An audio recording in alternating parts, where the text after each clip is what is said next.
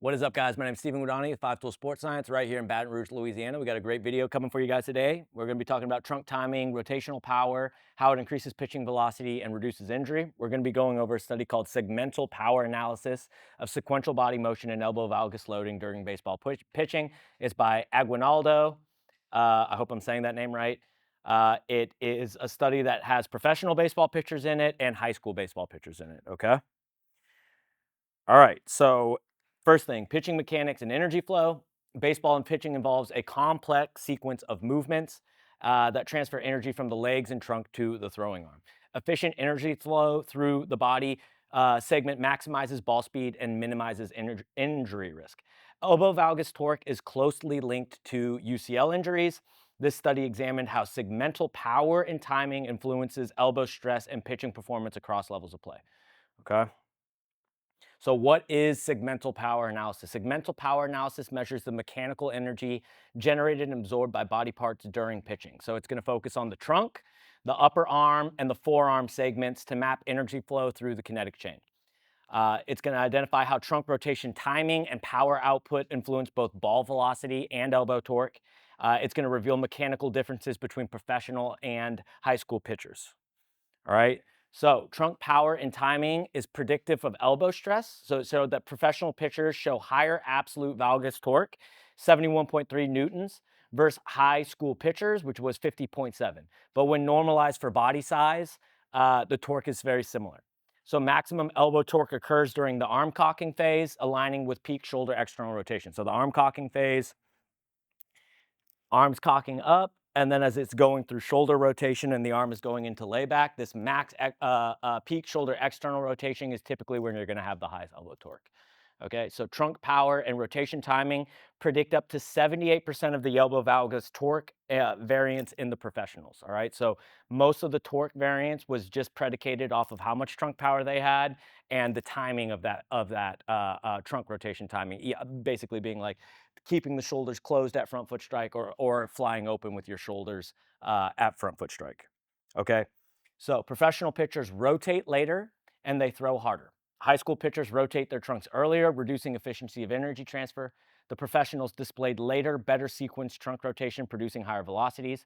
In the study, the velocities for the pros was 81 miles per hour. The high school guys was 68 miles per hour. Again, we've explained that like when you're in a lab setting and you're doing markered motion capture, you're typically going to throw a lot slower than what you would do in game. You don't have a dirt mound, you don't have cleats, you don't have adrenaline, you don't have a crowd, you don't have batters in the box. There can be all kinds of variables. So even when you see like, we did the breakdown of Brittany Dowling's study of 157 professional baseball players. I think their top velocity was again like the average was like 87 miles per hour. So you're not going to get to see like the high level, 95 plus to 100 mile per hour throws, which would be incredibly beneficial for the studies. But as of now, we don't have any studies uh, really showcasing that unless you're going to a private facility where we do have some motion capture of higher level throws.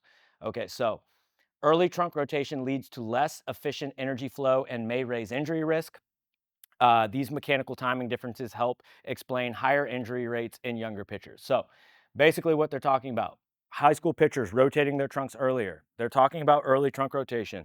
So as you're loading down the mound, as you're keeping everything closed, okay, when you get to front foot strike, high velocity pitchers and professional pitchers, they're going to do a better job of keeping everything closed and separated. Low velocity pitchers are going to be more open and everything is going to rotate as one unit, okay?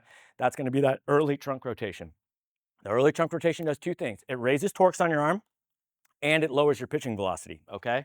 So this explains, that's why it's saying these mechanical timing differences help explain higher injury rates in younger pitchers, okay?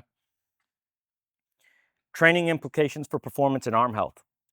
Trunk power explains up to 88% of velocity variance in professionals. Other factors, i.e. mechanics, play a smaller role. This is one of like the biggest findings in my opinion, for this study is the trunk power explaining up to 88% of the ball velocity variance, not the timing, the trunk power.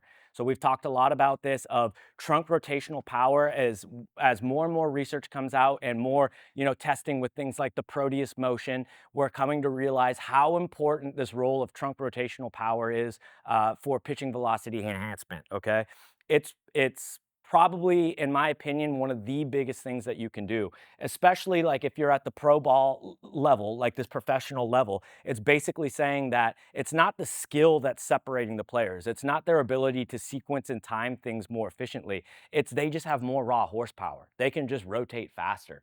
I think one of the great examples of this, I bring this up all the time. You look at like Shohei Ohtani, if we're looking at his pitching mechanics, you're not going to sit here and be like, Shohei Ohtani has some ridiculously elite kinematic sequence and timing of his movements. When you're watching Shohei Ohtani pitch, he's not like clearing his hips completely and creating these massive separations and having this perfect sequencing of hips to trunk to arm. He really kind of lands at front foot strike. The pelvis isn't really that open. He's got a little bit of hip to shoulder separation, and then the pelvis and the trunk kind of rotate together, and he goes into his throw. It's not some elite sequencing, but what does he do that's elite? He's 6'5", 200 and whatever pounds.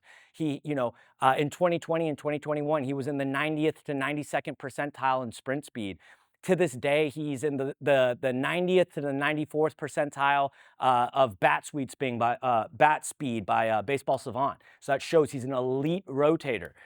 In the Dodgers organization, Gavin Lux talked about that he's got like the third highest vertical jump all time in the Dodgers organization. That's crazy. That's a freak athlete. That's showcasing the explosiveness, the power. All right. So I think this really shows that once skill level, like by the time you're getting to the professional level, they tend to have better mechanics. That's what the studies are showing. They're able to sequence energy flow better. When you normalize to body weight, they're putting less stress on the arm than the high school pitchers. That's because they're sequencing better. But when it comes to the velocity, it's the power. It's not necessarily the mechanics. And I think that's so key for younger guys to learn and understand. I'm not saying mechanics aren't important. They're absolutely important. We talk a lot about mechanics. But the biggest variance, in my opinion, is just the horsepower, the trunk rotation, the speed. If you're looking for the best bang for your buck, become a better athlete, become a more explosive rotator. And then, yes, of course, work on your pitching mechanics, get better at sequencing and timing and coordination and energy flow. If you get better at those things, it does help with pitching velocity. But what this study is showing for professional players, the biggest thing is the trunk power. That's huge, okay? So, efficient rotation reduces compensatory stress on the elbow and shoulder. So, again, that's more of that timing. Improper sequencing, especially early trunk rotation, which we just addressed, increases valgus torque and injury risk. Okay. Training should emphasize core strength and trunk rotational power, proper sequencing of pelvis and trunk rotation, adequate rest, pitch monitoring, and mobility work. And I would say, okay, so I would say on the adequate rest and pitch monitoring, I would also add in there just dynamometer testing to look at arm strength levels with some of the research coming out with Dr. Ryan Croton and what he's doing with dynamometer testing. It's super important to be monitoring your fatigue, understanding the strength levels in your arm and ER, IR, a horizontal abduction and grip strength, and have a good understanding of, if you are super fatigued, you're 36 times more likely to get injured. All right. Building a bigger moat of strength is going to give you the best chance to prevent injury. And just the whole understanding of how the kinetic chain works, of using the entire body to pass energy. You don't want the arm to be the weakest link in the kinetic chain. Okay. All right, so summary. Segmental power analysis shows that trunk motion timing drives both performance and arm health, okay? Professional pitchers generate higher trunk power with better sequencing, leading to greater velocity and lower relative stress. High school pitchers throw slower, largely due to premature trunk rotation. So just where their trunk is landing at the time of front foot contact, if they're opening up with the trunk, that's going to decrease velocity and put more torque on the arm. Focusing on rotational power, mobility, and trunk timing helps pitchers throw harder and reduce injury risk, okay? Understanding and applying these biomechanical principles is key to a long, healthy pitching career. So I hope you guys learned something from this study. I hope it's going to help you guys in your career, and stay tuned for the next one.